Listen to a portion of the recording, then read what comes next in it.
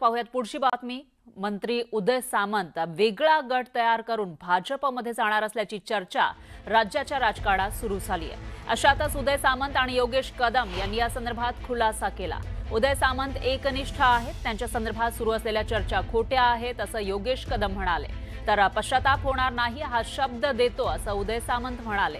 ऐन निवडणुकीमध्ये चर्चा सुरू झाल्यानं मंत्र्यांकडून खुलासे देण्यात आले।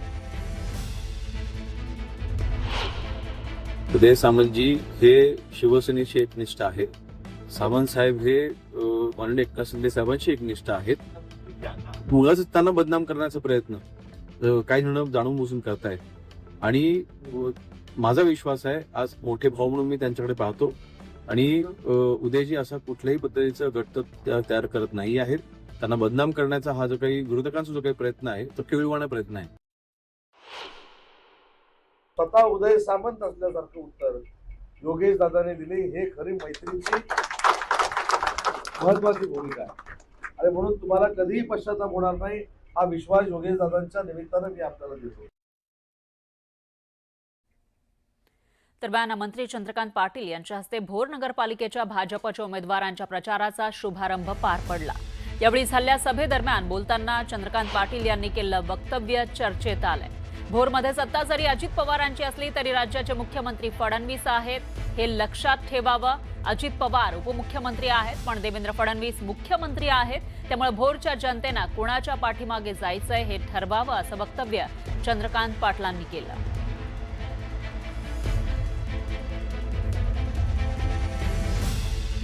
आता विरोधी मंडळी म्हणाले की आम्ही पिण्याला पाणी देणार आहे, तर त्यांचं सरकार असलं पाहिजे ना। जरी समजा इथे अजित पवारांचं सरकार असतं तरी मुख्यमंत्री देवेंद्र आहेत ना। त्यामुळे अजितदादा राज्याचे उपमुख्यमंत्री आहेत पण उपमुख्यमंत्री आहेत, मुख्यमंत्री देवेंद्र आहेत। त्यामुळे मला असं वाटतं की देवेंद्रजींना मतदान करायचं की अजितदादांना करायचं, तर सगळे आम्ही ताटात वाटीत आहोत हे मान्य आहे, पण देवेंद्रजींना मतदान करायचं असं आपण निर्णय करा असं आवाहन करतो। तर जालन्यामध्ये एकाच पक्षात असलेल्या मात्र एकमेकांचे कट्टर विरोधक असलेल्या दोन मोठ्या नेत्यांमध्ये अखेर दिलजमाई झाली आहे। भाजप आमदार बबनराव लोणीकर आणि रावसाहेब दानवे यांचं मनोमिलन झालंय। दोन्ही नेत्यांमध्ये अनेक वर्षांपासून राजकीय भांडण होतं, म्हणून दोघे जण कधीच जाहीर कार्यक्रमामध्ये एकमेकांच्या जवळही बसलेले दिसले नाही। मात्र आता दोन्ही नेत्यांचं मनोमिलन झालंय। परतूर इथं आयोजित कार्यक्रमात दानवेंनी हजेरी लावली आणि अनेक वर्षांपासूनचं वैर मिटलं। यावेळी दानवेंनी लोणीकरांची स्तुती करत चांगली फटकेबाजी केली। त्याच्यामुळे मलाही आनंद वाटला। मी पण मनातून खुश आहे की जे काय आमच्या इकडं तिकडं बोलणं वाढणे पण जवळ बसत नव्हतं, तर आम्ही दोघांना कोणालाही कधी घातलं नाही बरं का म्हणले घ्यायला। कधी कधी का दोन नेत्याची भांडणं मिळतं आणि दुसरा पण दलाला समजले। आमच्यामध्ये असा कोणी नव्हता, आम्ही दोघंच बसलो, दोघांना चर्चा केली आणि दोघांनी हा वाद मिटवला आणि आता इथून पुढं परतूर भोकर असो जालना जिल्हा सारा असो जो कोणता पार्टीचा निर्णय होईल जो आम्ही सगळे एकत्र बसून करू एवढंच।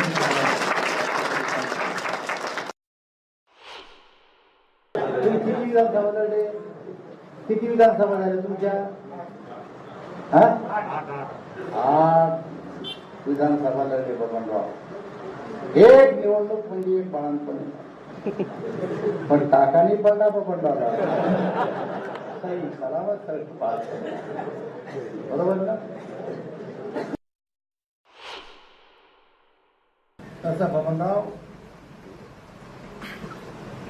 परभणी ओपन आहे,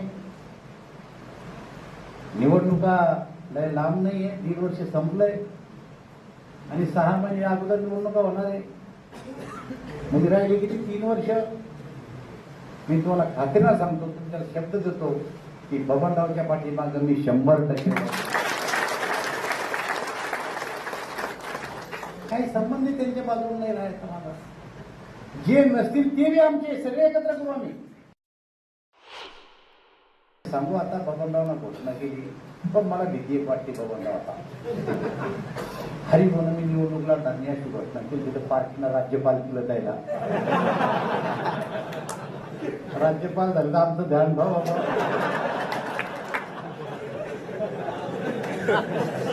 काय सांगता येत नाही. तर कागलमध्ये प्रचारादरम्यान मंत्री हसन मुश्रीफ यांनी ग्रामस्थांनाच दम भरला. ज्या वॉर्डमध्ये मतं कमी पडतील त्यांनी ठरवून ठेवावं, आपलं काही खरं नाही असा इशारा मुश्रीफांनी दिला. कुणीही निगेटिव्ह चर्चा केल्याचं कळल्यास त्यांची खैर केली जाणार नाही असंही मुश्रीफ म्हणाले. नेत्यानं घेतलेला निर्णय पटो अथवा न पटो तो मान्य करायचा असतो असं सुद्धा मुश्रीफांनी म्हटलंय.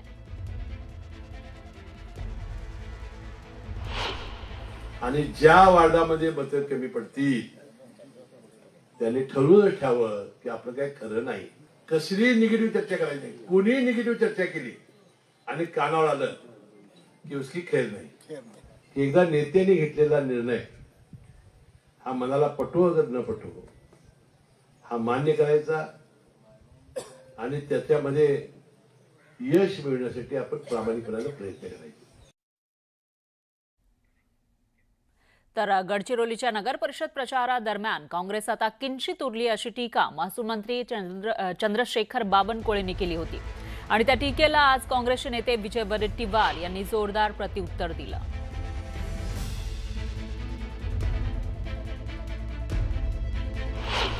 गडचिरोलीमध्ये काँग्रेस आता किंचित आली आहे. अरे किंचित नाही, तुमचे दिवस भरले आहेत. 29 पर्यंत तुम्ही थांबा. तुम्हाला चिंतित करून मारल्याशिवाय राहणार नाही हे लक्षात ठेवा. दरम्यान सुनील तटकरे यांच्या भाजप पक्षप्रवेशाच्या आमदार महेंद्र दळवी यांच्या वक्तव्यावर माजी आमदार अनिकेत तटकरे यांनी हल्लाबोल केला. महेंद्र दळवी यांच्याकडे टीका करण्याशिवाय काहीच उरलं नाही. त्यांच्या बालबुद्धीची मला कीव येते.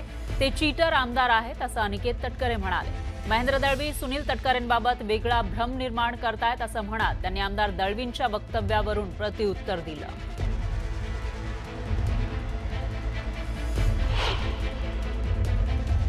त्याच्या अनुभवावर मी अजूनही ठाम आहे. अजूनही ते मॅटर टीव्हीला चालू आहे. पण याचा करता करिता व्हायचेच आहे. त्याच पक्षात राहायचं आणि त्याच्याच मुलांना बदनाम करायचं. कारण इकडली बॅग भरली आहे, गल्ली टू दिल्ली. आता कमलाच्या दिशेने वारी सुरू आहे आणि हे त्रिवार सत्य आहे. काय लपून राहणं. बघा आतापर्यंत त्या व्यक्तीचा प्रवास राजकीय बघितला तर ही चिटिंगच असं म्हणता येईल. ज्या नेत्याच्या आश्रयाखाली आपण काम करायचं त्यालाच फसवायचं ही संस्कृती आहे. आता ही बंद केली पाहिजे. आणि म्हणून रोयाचं नाव बदनाम होऊ नये म्हणून ह्या लोकांना हद्दपार करणं आता काळाची गरज आहे. महेंद्र दळवींच्या बालबुद्धीचा मला खरेच कीव येते. स्वतः चिटर आमदार आहेत. त्याच्यामुळे त्याच चष्म्यातनं सगळ्यांना ते तशा पद्धतीने पाहतात. तटकरे साहेब हे राष्ट्रवादी काँग्रेस पक्षाचे प्रदेशाध्यक्ष आहेत. महायुतीच्या प्रमुख घटक पक्षाचे नेते आहेत. त्यांचे आणि आदरणीय देवेंद्रजी असतील, आदरणीय पंतप्रधान नरेंद्रजी असतील, अमितभाई असतील यांच्यासोबत घनिष्ठ संबंध आहेत. म्हणून का आम्ही भारतीय जनता पक्षामध्ये प्रवेश करणार आहोत असं जर ते म्हणत असतील तर ते चुकीचं आहे.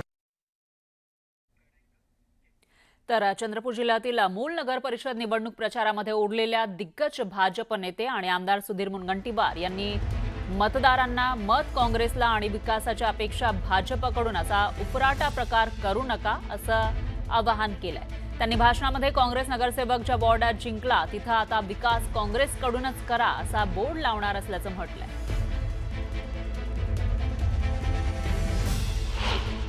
त्यावेळी मी ठरवलंच आहे की ज्या वार्डातून काँग्रेसचा उमेदवार निवडून येईल एकदा समजू द्या तुम्हाला फरक की काँग्रेसला निवडून दिल्यावर आपला वार्ड कसा भकास होतो आणि जिथं भाजप येते तिथं कसा विकास होतो हे एकदा ज्यांनी चूक केली त्याला समजूच द्या. मी ते यावेळी बोर्डच लावणार आहोत की ज्या वार्डात काँग्रेसचा उमेदवार तिथं घेऊन देईल की तुमचा विश्वास काँग्रेसवर आहे, आता पिण्याचं पाणी त्यांच्याकडून घ्या. दरम्यान कोण कोणाचा आसरा घेण्यासाठी गेला असला तरी गद्दारांना आता माफी नाही असा इशारा सुनील तटकरेंनी दिलाय. त्याचबरोबर त्यांच्यावर पक्षातर्फे कायदेशीर कारवाई सुद्धा करणार असल्याचं त्यांनी सांगितलेलं आहे. 2 दिवसांपूर्वी राष्ट्रवादी पक्षाला धक्का देत शिंदे सेनेमध्ये प्रवेश केलेल्या म्हसळा नगरपंचायतमधील नगराध्यक्ष आणि 9 नगरसेवक यांना तटकरेंनी हा इशारा दिला.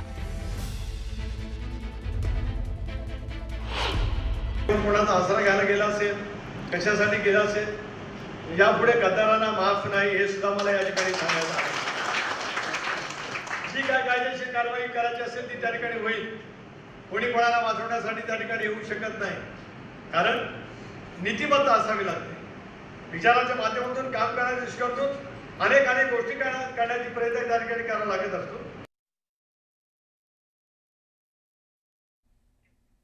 तर अजित पवारांनी अल्पसंख्याक मतदारांना साथ घातलेली आहे. राज्याच्या मंत्रिमंडळामध्ये सर्व धर्माच्या लोकांचा सहभाग आहे. कोणत्याही पक्षाकडून अल्पसंख्याकांना मंत्रिपद नाही, पण आपण मुश्रीफांना मंत्रिपद दिलं असं मोठं विधान त्यांनी केलं. त्याचबरोबर अजित पवारांनी सर्व जातीच्या मंत्र्यांची नावच भर सभेत वाचून दाखवली. त्यामुळे अजित पवारांनी आता सर्व धर्म समभावाचा नारा दिल्याची चर्चा जोर धरू लागली आहे. त्यातच अजित पवारांनी जातीच्या मुद्द्यावरून केलेल्या विधानावरून नव्या वादाला तोंड फुटण्याचीही शक्यता आहे.